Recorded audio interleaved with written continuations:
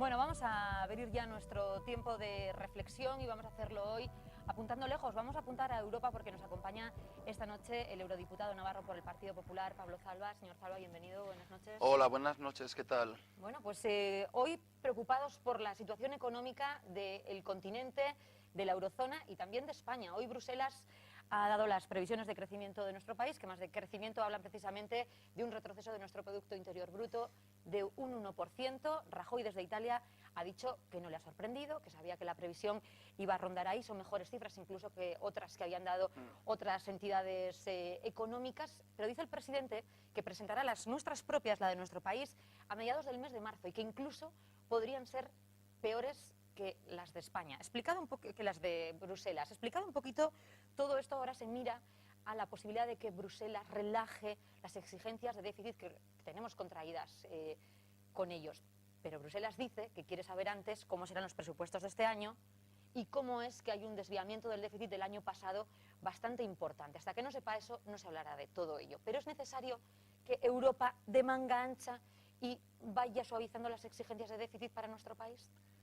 Bueno, muchas cuestiones. Hoy efectivamente la Comisión Europea ha dado la previsión de crecimiento para España para el año 2012, que efectivamente propone una caída del 1%.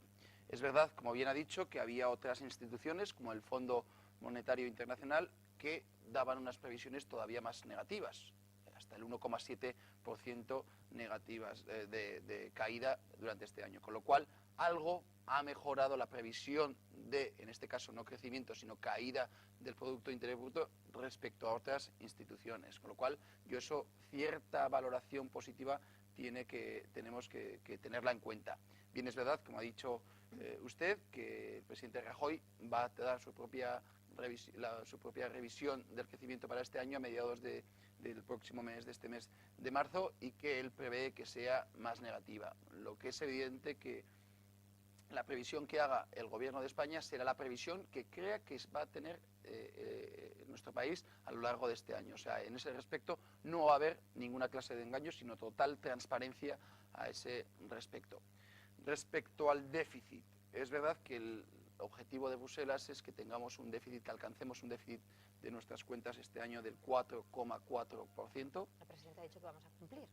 El presidente y el gobierno ha dicho que van a cumplir y que vamos a cumplir la exigencia de Bruselas, y lo que sí demanda el gobierno español es que por favor tenga en cuenta que la previsión de déficit del 4,4% se hizo bajo unas hipótesis que en absoluto se han cumplido.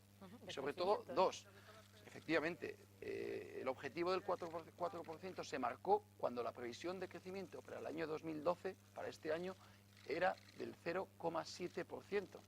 Insisto, crecimiento del 0,7%, cuando en realidad, según la Comisión Europea, según la propia Comisión Europea, se prevé una caída del Producto Interior Bruto de un 1%. Además, ese objetivo del déficit se marcó teniendo en cuenta que el año 2011 íbamos a tener un déficit del 6%, que era el objetivo.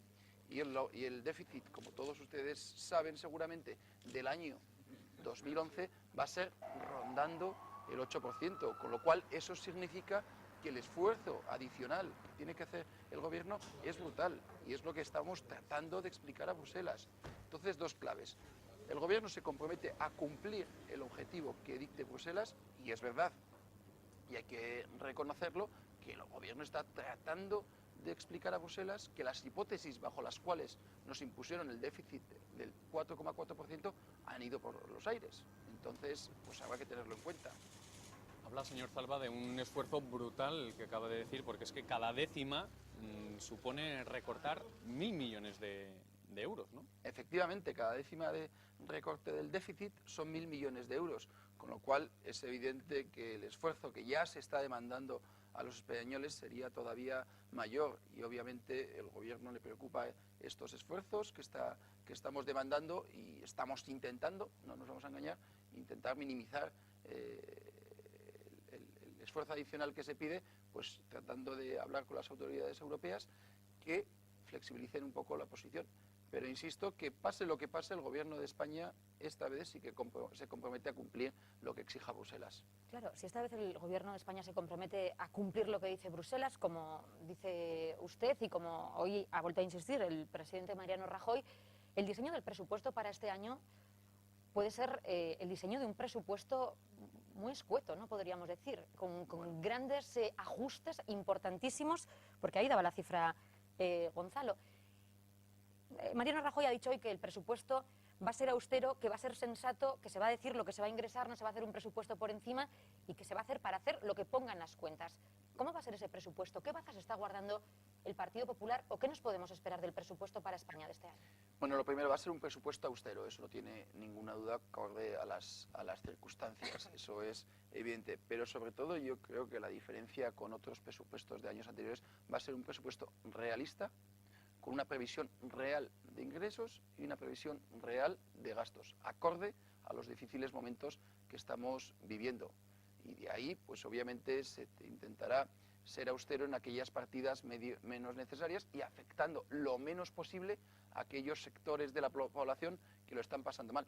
Pero a su vez tendrá que ser un presupuesto que incentive o que tenga incentivos para el crecimiento, para la creación de empleo, y de hecho las previsiones de Bruselas prevé una caída del 1%, pero el último trimestre del año 2012 ya prevé que la economía española ni crezca ni caiga.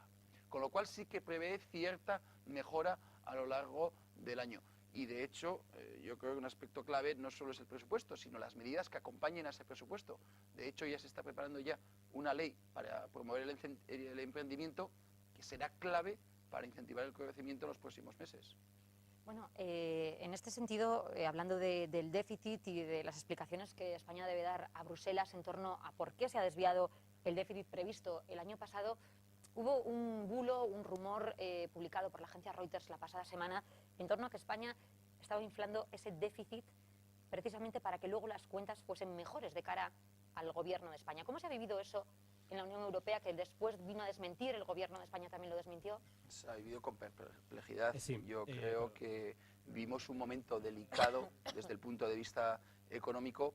Cualquier rumor tiene repercusiones impredecibles, tanto en la prima de riesgo como en la volatilidad de las bolsas, etcétera, etcétera. Y yo creo que tenemos que ser lo suficientemente responsables a la hora de lanzar rumores infundados. Ese rumor efectivamente que lanzó la agencia Reuters, luego lo desmintió tajantemente el gobierno español, pero tajantemente, y lo que es aún más importante, lo desmintió la propia Comisión Europea. O sea que yo creo que tenemos que ser responsables y atentos y ojos. Era un titular efectivamente muy grave, pero lo grave que era lo falso que era. Yo creo que es la conclusión a la que tenemos que llegar, que no se sabe de dónde salió ese rumor infundado, pero es evidente que por unas horas dañó a la economía española y eso es lo que tenemos que evitar a toda consta. ¿Qué interés puede haber detrás de eso? esos Ya titulares? no valoro, pero evidentemente al Gobierno de España y al partido que apoya al Gobierno de España en absoluto le interesa, le agradan ni le gustan ese tipo de rumores. Rajoy es uno de los firmantes, por ende, nuestro país, de una carta que va a hacerse llegar a la Comisión Europea en torno a una petición. Ajustes sí, ajustes necesarios sí, pero también impulso económico. Vamos a incentivar nuestra economía, vamos a incentivar el empleo. Rajoy estuvo la pasada semana, yo he estado en Italia, hace unos días, anteayer creo, en el Reino Unido, reunido con David Cameron, firmante también de una carta para pedir estos impulsos a los que se niegan Francia y Alemania. Dicen algunos que Reino Unido y España están intentando plantarle cara a la entente franco-alemana en Europa, ¿no? Hacer otro bloque, por decirlo de algún modo. Tampoco han dicho que no, no nos engañemos, seamos claros. Es verdad que la obsesión de Alemania, sobre todo, y acompañado muy de cerca de Francia, es la austeridad, el cumplir los objetivos del déficit. Y eso está de acuerdo el gobierno español y eso está de acuerdo todos los gobiernos que han firmado esa carta. ¿Por qué? Porque todos damos por hecho que es necesaria esa austeridad que está demandando la Unión Europea y en especial la canciller Merkel, acompañada por el presidente Sarkozy. Todos estamos de acuerdo que son necesarias esas medidas de austeridad. Todos, absolutamente todos. Pero con austeridad no es suficiente. También hay que incentivar el crecimiento, y eso es una cuestión en la que algunos gobiernos, como el gobierno español, está muy firme y decidida a pelearlo en la Unión Europea. Y hay muchas maneras de incentivar el crecimiento. Como he dicho antes, el gobierno español va a lanzar en las próximas semanas una ley para fomentar el emprendimiento. Tenemos que apoyar a los emprendedores, pero a los autónomos y a las pequeñas y medianas empresas. Hoy hemos estado reunidos con el presidente de ATA a nivel de España y hablábamos, Europa tiene 23 millones de autónomos y pequeñas y medianas empresas. Si cada uno de estos autónomos o pequeñas y medianas empresas contratara a un solo trabajador, se acabaría el paro en Europa. No habría ya desempleo en Europa. Si en España cada uno de los autónomos o pequeñas y medianas empresas contratara a un solo trabajador, el paro en España sería de un 7%. Por lo tanto, lo que está pidiendo el gobierno español en esta carta es precisamente apoyar medidas de apoyo a autónomos y emprendedores y pequeñas y medianas empresas que son el motor de la creación del empleo. Pero además se hace una demanda por fortalecer el mercado único europeo. Somos 27 Estados miembros, en teoría tenemos un mercado único, pero que no es completo.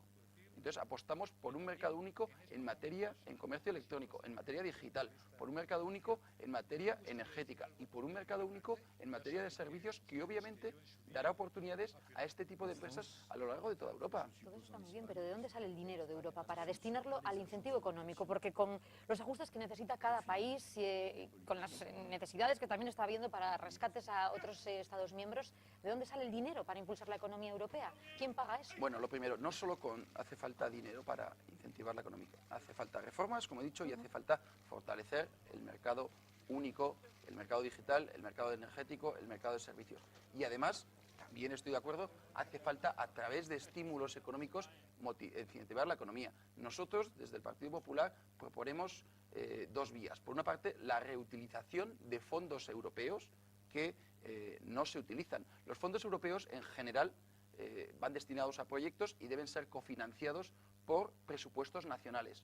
Obviamente, como estamos en una crisis profunda, hay gobiernos que no deciden implementar esos proyectos. Por lo tanto, ese dinero que sobra de esos proyectos no implementados, porque no hay dinero de la partida de los presupuestos nacionales, retorna a Bruselas. Entonces, nosotros proponemos que esos fondos utilizados, redireccionarlos hacia, por ejemplo, medidas para la promoción del empleo. En el último Consejo se aprobó 80.000 millones de euros de fondos no utilizados por los países para la creación de empleo, para la promoción de empleo y en especial el empleo juvenil. Han venido desde Europa hoy a empezar a efectivamente, observar, hoy ¿no?, han ese estado proyecto. ya los primeros observadores para lanzar ideas cómo promover el empleo juvenil. Y de esos 80.000 millones a España le corresponden, si no me equivoco, 10.000 millones de euros.